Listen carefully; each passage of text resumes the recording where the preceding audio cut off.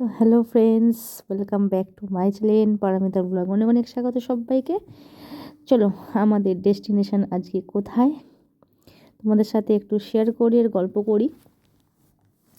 তো আমি কোথায় যাচ্ছি না যাচ্ছি বা কোথায় গেছিলাম তোমরা হয়তো অনেকেই জেনে গেছো ইতিমধ্যে।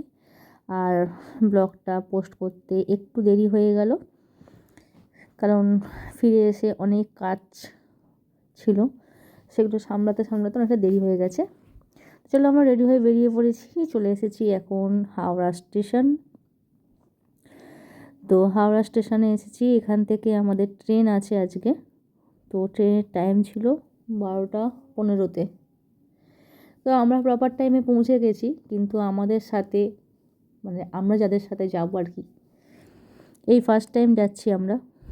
তো যাদের সাথে যাচ্ছি আর কি, মানে আমার বান্ধবীর হাজব্যান্ড, ছেলে, তো ওনারা আসতে একটু লেট করে ফেলেছেন, মানে এতটাই লেট করে ফেলেছেন যে আর 1 মিনিটের জন্য, মানে 1 সেকেন্ডের জন্য ট্রেনটা ছুটে যেত। তোরা রীতিমতন দৌড়ে এসে ট্রেন ধরেছে। তো দেখো, আমরা হাওড়া স্টেশনে এসে একটু অপেক্ষা করছিলাম ওদের জন্যে। এখানে ছোট কিছু ভিডিও শেয়ার করলাম। তারপরে দেখো, কোনো রকম আমরা ট্রেনে উঠে পড়েছি, মানে একদম মানে ফিউ অফ সেকেন্ডের জন্য ট্রেনটা ছুটে যেত। তো আমাদের এসি ছিল, এসি কোচ, উঠে পড়েছি ট্রেনের মধ্যে সবাই। বেশ এনজয় করতে করতে সারা রাস্তা আমরা গেছি, খুব ভালো লেগেছে। এদিকে আমাদের ঠাকুরমশাই দেখো বসে আছে, মানে এটা আমার বান্ধবীর হাজব্যান্ড আছে ওখানে। আমার হাজব্যান্ড আছে, আর পেছনে আরও দুজন ছিল।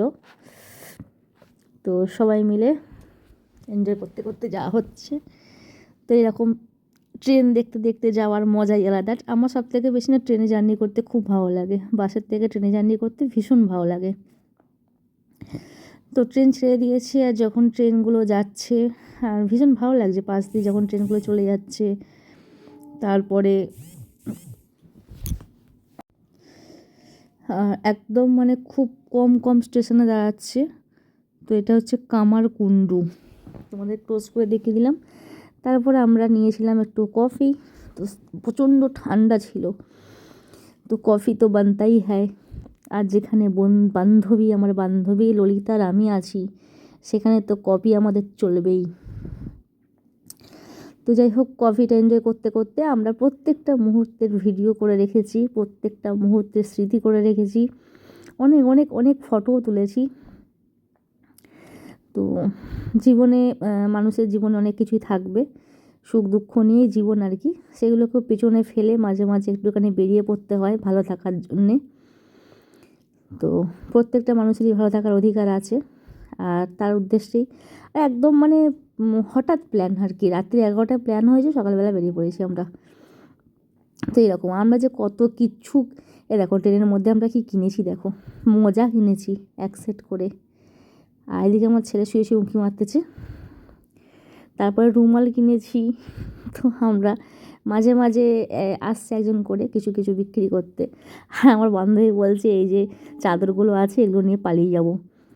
তো বারবার করে চেক করতে আসছে, চাদর নিয়ে আসা বার করে দেবে।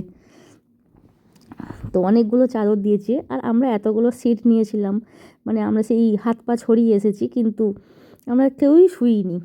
আর এইদিকে দেখো, আমার বান্ধবীর ছেলে আর আমার ছেলে হচ্ছে সাপ আর নেউল দুটো, সব সময় দুজনে লেগেছিল, সব সময় দুজন ঝগড়া। এদিকে আমাদের ঠাকুরমশাই একটুখানি স্টাইল মেরে নিচ্ছে, যাই হোক একটু আয়নাতে স্টাইল মারছে। হ্যাঁ, তারপরে দেখো কত ধান জমি, কত ক্ষেত, কত ধান জমি, মানে অনেকটাই জার্নি করতে আমাদের হাওড়া থেকে অনেকক্ষণই টাইম লেগেছে যেতে। তারপরে আস্তে আস্তে দেখো কত সর্ষে ক্ষেত, সর্ষের চাষ হয়েছে। জুম করে করে দেখাচ্ছি, সর্ষেই তো মনে হয়, ভুলে গেছি। হ্যাঁ, সর্ষের চাষ হয়েছে। তো সর্ষে ক্ষেত দূর থেকে দেখতে বেশ ভালো লাগছিল। এদিকে দেখো, তারপর আমরা এদিন কোথা থেকে নিলাম, বর্ধমানে না কোথায় দাঁড়ালো ট্রেনটা, ওখান থেকে ডমিনোজের পিৎজা অর্ডার করা ছিল, সেটা দিয়ে গেল, নিয়ে নিলাম। দেখো বিশাল বড় একটা পিৎজা, সবাই মিলে এটাকে কেটে কেটে কেটে কেটে মানে কাটাই ছিল, পিস পিস করা ছিল।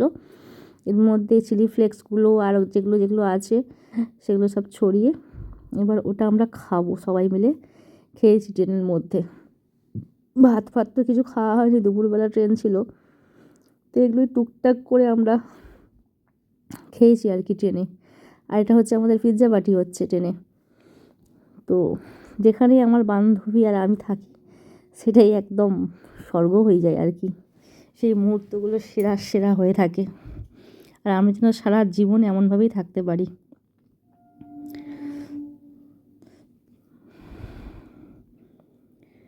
এদিকে দেখো সবাই মিলে আর কি আর সামলে পড়েছে, ঠান্ডা ছিল, কি বলবো, যাওয়ার দিন এতটাই ঠান্ডা ছিল, প্রচন্ড ঠান্ডা ছিল। দুদিন ওখানে গিয়ে ভীষণ ঠান্ডা পেয়েছি, দারুণ মজা করেছি আমরা যেতে যেতে, মানে কম ঠান্ডা ছিল যাই হোক। কিন্তু যেদিনকে গেছি সেদিনকে মারাত্মক রকমের ঠান্ডা ছিল, মারাত্মক রকমের ঠান্ডা। আর এদিকে আমার বান্ধবী ললিতা একটুখানি মনে হয় ভিডিও করছে, আমি একটু ভিডিও করে দিচ্ছিলাম। কত রকমভাবে যে আমরা ভিডিও করেছি তার আর ঠিক নেই, মানে ট্রেনেই বোধহয় 100টার ওপর ভিডিও করা হয়ে গেছে আমাদের। যাই হোক, এটাই তো থেকে যাবে স্মৃতি হয়ে সারা জীবন। দেখো আমরা ট্রেন থেকে নেমে পড়েছি, নেমে পড়ে এখন যাচ্ছি আমরা গাড়ি করে।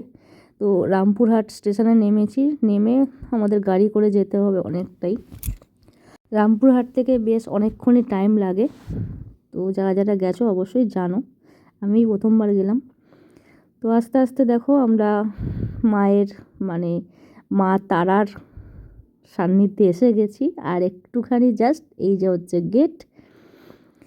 তো মনে একটা আলাদা শান্তি উত্তেজনা নিয়ে আমরা হোটেলে ঢুকে পড়েছি। তো হোটেলটাও ছিল ভীষণ সুন্দর, হোটেলের ব্লগটার করা হয়নি, তো ওদের ভালো করে দেখানো হয়নি। আমরা এতটাই আনন্দ করতে ব্যস্ত ছিলাম যে মানে সব কিছুর আর কি ভিডিও করে ওঠা হয়নি। তো গিয়ে একটুখানি ক্যাট খেয়ে শুয়ে পড়েছিলাম, এদিকে ওপরটা দেখিয়ে দিলাম, খুব সুন্দর। তারপরেই না সেদিনই আমরা পুজো দিতে বেরিয়ে পড়েছিলাম, কারণ পরের দিন হচ্ছে ওখানে অভিষেক ব্যানার্জি যাওয়ার কথা ছিল, ওখানে মায়ের মন্দিরে পুজো দেবে। তো তার জন্যে পুরো মন্দির অনেকক্ষণ বন্ধ থাকতো, তাই আমরা রাতেই আবার রেডি হয়ে বেরিয়ে পড়েছি ওখানে পুজো দেব। আর আমরা ওদের সাথে গেছিলাম বলে আমাদের পুজো দিতে কোনো অসুবিধা হয়নি, খুব সুন্দরভাবে পুজো দিয়েছি। কারণ আমার বান্ধবীর হাজব্যান্ড তো তারাপীঠে সবসময় যায়, তো ওদের পুরো ওখানে পরিচিত সব কিছু। তো দেখো আমি এই শাড়িটা পরেছিলাম আর এরকমভাবে সেজেছি। তো ভিডিও করার কথা ছাতার মাথা মনেই থাকে না যে কী করলাম, কী সাজলাম। তো কেমন লাগছিলো আমাকে অবশ্যই একটু কমেন্ট করে জানিও। তারপর দেখো পুজো দিয়ে বেরিয়ে এখানে ওই যে আমার বান্ধবী ভোগ দিয়েছিল, সেই ভোগটা আমরা রুমে নিয়ে আসিনি, ওখানেই মন্দিরে দাঁড়িয়ে আর কি যত মানুষ পুজো দিতে এসে সবাই একটু মায়ের ভোগ পাওয়ার জন্যে কিন্তু দেখো ছটপট করছে। মায়ের ভোগটা এমন একটা জিনিস, এমন একটা প্রসাদ যে প্রত্যেকটা মানুষই চাইছে একটু যেন মায়ের ভোগ পায়। তো আমরা সবাই মিলে সবাই হাতে হাতে করে এই ভোগ মানে করছিলাম, নিবেদন করছিলাম সবার হাতে হাতে। তো এটা একটা সত্যি ভালো অভিজ্ঞতা হলো, খুব সুন্দর লাগলো যে এরকম ভোগ সবার হাতে হাতে দিতে পারলাম। ভীষণ মানে মনটা যে সত্যি বলছি, মা তারার কাছে গিয়ে না আমি জাস্ট কেঁদে ফেলেছি। মানে মায়ের সে কী রূপ, কী সুন্দর, মানে মায়ের যে কী মহিমা বলার মতন না। মনে হচ্ছিল যে সব দুঃখ কষ্ট যন্ত্রণা সব এখানেই শেষ, আর কিচ্ছু চাই না। তো ভিতরে তো ভিডিও করতে দেয় না, এই মন্দিরটা তোমাদের দেখিয়ে দিলাম, দেখার কিছু নেই, সবাই এসেছো, আমি মনে হয় ফার্স্ট টাইম এলাম। তো যাই হোক, দেখো কত মানুষের ভিড়, রাত্রিরে কত মানুষের ভিড়। আমরা এখানে এখনও প্রসাদ বিলি করছি, আরও এদিকটা এলাম, এসে আরও প্রসাদ বিলি করছিলাম। প্রত্যেকটা মানুষই প্রসাদ পাওয়ার জন্যে আকুল বিকুলি করছিল। তারপরে এখানে দেখো ভেতরে কয়েকটা মন্দির আছে, সেগুলো একটু ঘুরে ঘুরে ঘুরে ঘুরে দেখছিলাম। এখানে এই যে শিবের মন্দির আছে। তারপর আর এত ঠান্ডা পড়েছে সেই রাতের কিছু কেনাকাটা করতে পারিনি, পুজোটা দিয়েই আমরা আবার হোটেলে ফিরে এসেছি। তো আজকের ব্লগটা এই পর্যন্ত, এরপর নেক্সট পার্ট আসবে মানে তারাপীঠ ভ্রমণের নেক্সট পার্ট আসবে তোমাদের সামনে খুব তাড়াতাড়ি। তোমরা অবশ্যই ভিডিওটা দেখো, আর কেমন লাগলো অবশ্যই কমেন্ট করে জানিও কিন্তু। আর কত দোকান দেখতে পাচ্ছ। যাই হোক, সবাই ভালো থেকো, সুস্থ থেকো, টাটা বাই।